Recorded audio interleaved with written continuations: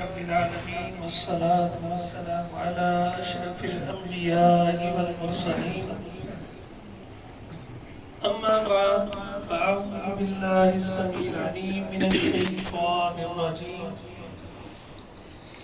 من همزه ونفخه ونفثه يا أهل الكتاب لا تغلوا في دينكم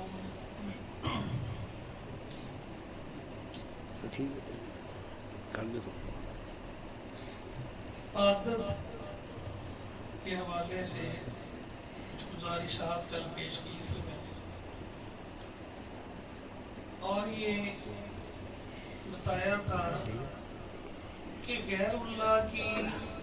جن کی بھی عبادت کی جاتی ہے، جن ہستیوں کی بھی اللہ کے علاوہ عبادت کی جاتی ہے، عمومی طور پر وہ اپنے دور کے نیک برگزیدہ اور اچھے لوگ ہیں، ان کی تعلیمات یہ نہیں ہوتی،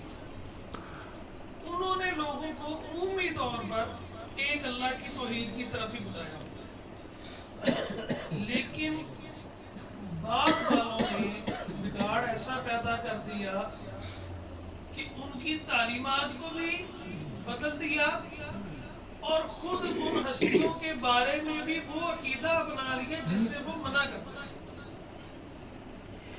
اللہ عز و جل نے اہل کتاب کو مخاطب کر کے یہ ارشاد فرمایا کہ یا اہل الکتاب لا تغلوا فی دینکم، اہل کتاب اپنے دین میں غلو نہ کرو، حد سے زیادہ مت بڑھو۔ یہ جو شرک ہوتا ہے نا، یہ عمومی طور پر غلو کا نتیجہ ہوتا ہے، یعنی جن کو اللہ کے مقابلے میں لا کے کھڑا کر دیا جاتا ہے ان کے بارے میں غلو کیا جا رہا ہے، حد سے زیادہ ان کو بڑھایا جا رہا ہے۔ عیسائیوں نے یہی کیا، عیسیٰ علیہ السلام کے بارے میں غلو کیا، اللہ کے بندے ہیں، اللہ کی مخلوق میں سے اللہ تعالیٰ نے معجزہ ایک دیا مریم علیہ السلام کو، عیسیٰ علیہ السلام بغیر باپ کے پیدا ہوئے، اللہ نے فرمایا عیسیٰ کی مثال اللہ کے یہاں آدم کی طرح، آدم کو اللہ نے بغیر ماں باپ کے اگر پیدا کر دیا تو عیسیٰ کو بھی اللہ بغیر باپ کے پیدا کر سکتا، آدم بھی اللہ کی مخلوق، اللہ کے بندے، عیسیٰ علیہ السلام بھی اللہ کے بندے، لیکن عیسائیوں نے کیا کیا؟ انہوں نے رب کا بیٹا قرار دیا۔ نوح علیہ السلام کی قوم کے انہوں نے کل بھی بتایا تھا، وَقَالُوا لَا تَذَرُنَّ آلِهَتَكُمْ وَلَا تَذَرُنَّ وَدًّا وَلَا سُوَاعًا وَلَا يَغُوثَ وَيَعُوقَ وَنَسْرًا۔ عبداللہ بن عباس رضی اللہ تعالیٰ عنہ اس کی تفسیر بیان کرتے ہیں کہ یہ نیک لوگ تھے۔ بعد والوں نے اس طرح کہ میں نے کل بتایا تھا، پہلے ان کی تصویریں بنا لی کہ ان کو دیکھ کے ہم عبادت میں اور زیادہ خلوص اختیار کریں،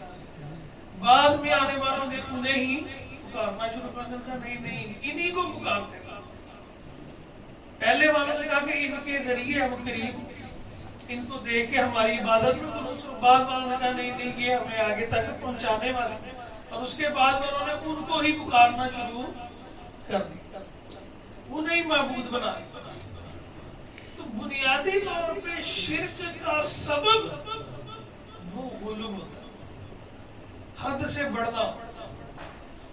اسی لیے رسول اللہ صلی اللہ علیہ وسلم نے امت کو جو تعلیم دی کیا دی؟ لا تطرونی کما اطرت الیہود والنصارى، جس طرح یہودیوں اور عیسائیوں نے غلو کیا، حد سے بڑھا دیا اپنے انبیاء کو بھی نیک لوگوں کو بھی، اس طرح تم لوگوں نے میری ذات کے بارے میں یہ غلو نہیں کرنا۔ انما انا عبد اللہ ورسولہ، میں اللہ کا بندہ بھی ہوں اس کا رسول بھی ہوں، فقولوا عبد اللہ ورسولہ، تم بھی مجھے اس کا بندہ اور اس کا رسول ہی نور من نور اللہ نہ سمجھو نہ کہو، اللہ کا جز قرار مت دو، یہودیوں عیسائیوں کی طرح مت ہو جائے. ام سلمہ رضی اللہ تعالیٰ عنہ حبشہ سے آئی تھی,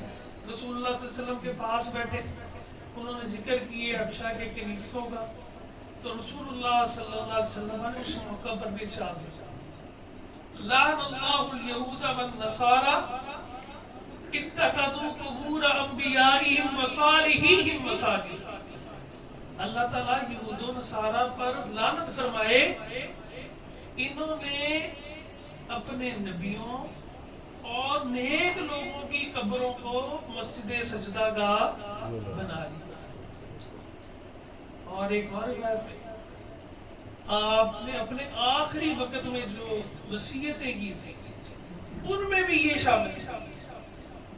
آپ نے لعنت کی یہود و نصارہ پر, فرمایا اذا مات فیہم رجل صالح, جب ان میں کوئی نیک آدمی مر جاتا تھا, دنیا سے چلا جاتا تھا, تو اس کی قبر کو سجدہ گاہ بنا لیتے تھے.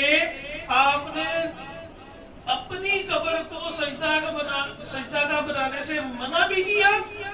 اور رب سے دعا بھی کی, اللہم لا تجعل قبری وثنا یعبد,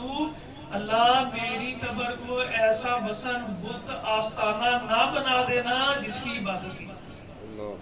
اور یہ رسول اللہ صلی اللہ علیہ وسلم کی دعا ہے کہ آج تک آپ کی قبر اس سے محفوظ ہے, ورنہ اسی قسم تک کوئی نہیں چھڑ نہیں نہ چڑھ گئی. ساڑھے لوگ پہلے کہ تھلے بھی بڑی کوشش کرتے, لیکن وہاں جا کے تو شرطوں سے چھپ کے کوشش کرتے, کوئی جالی دے لاکے ہو کے لگنے کی کوشش کرتا ہے, کوئی کوشش کرتا ہے کہ وہ جالی سے جو ہے کپڑا رومال کوئی جو ہے نا رگڑ. تو اللہ کے رسول صلی اللہ علیہ وسلم کی دعا تھی, اور امت کو آپ نے سبق کیا دیا کہ غلو حد سے زیادہ نہیں بڑھانا. یہ جو حد سے بڑھانا ہے نا, یہ شرک کی طرف لے جاتا ہے. پھر ان میں وہ صاف پیدا کر دیے جاتے ہیں, ان کو وہ خصائص اور فضائل وہ دے دیے جاتے ہیں جو اللہ نے اپنے لیے خاص رکھے.